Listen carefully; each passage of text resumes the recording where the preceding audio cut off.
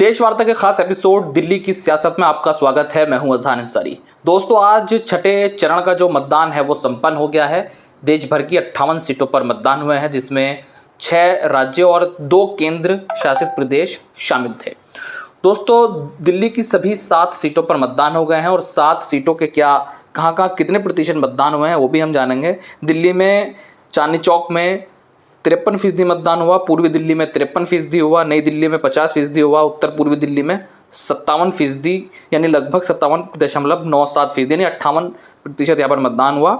और उत्तर पश्चिम दिल्ली यहाँ पर 53% हुआ, दक्षिणी दिल्ली में 51% और पश्चिम दिल्ली में 54% मतदान हुआ। इस तरह मिलाकर जो औसतन यहाँ पर 7 की 7 सीटों पर मतदान हुए हैं वो 53.73% मतदान हुआ है। दोस्तों, जिस तरीके से सबकी निगाहें दिल्ली की सियासत पर टिकी हुई थी, सबसे ज़्यादा जो सीट चर्चित थी वो थी उत्तर पूर्वी दिल्ली, जहां से कांग्रेस पार्टी के बेहद चर्चित प्रत्याशी कन्हैया कुमार चुनाव लड़ रहे थे और उनके टक्कर पर मनोज तिवारी पिछले 2 बार से वहां से सांसद हैं और इस बार भी पार्टी ने उन्हें ही प्रत्याशी बनाया था।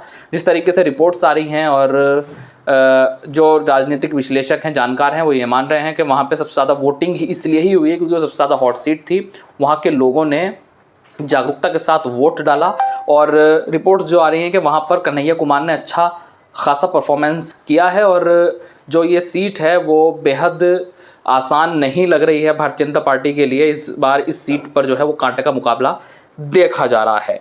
दोस्तों, नेक्स्ट जो चरण है, 7वां चरण, वो 1 जून को होना है, जिसमें बेहद महत्वपूर्ण सीटें शामिल हैं और वीवीआईपी सीटें शामिल हैं, जिसमें वाराणसी है जहां से प्रधानमंत्री नरेंद्र मोदी चुनाव लड़ रहे हैं। वहीं हिमाचल की मंडी सीट है जहां से कंगना रनौत चुनावी मैदान में है। इस तरह जो अंतिम चरण है वो पूरा हो जाएगा। अंतिम पड़ाव पर जो है 2024 लोकसभा चुनाव पहुँच चुका है और 7 चरणों में पूरा मतदान हो जाएगा। 6 चरण हो चुके हैं। अब देखना होगा कि आखिर किस तरीके की तस्वीर जो है वो 7वें चरण में निकल कर आती है। 5वें चरण की भी हमने आपको तस्वीर बताई थी, 6ठे चरण की तस्वीर आपको हमने बताई।